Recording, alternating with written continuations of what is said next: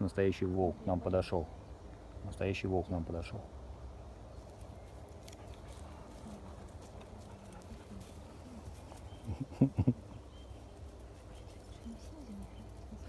Вот так вот в лесу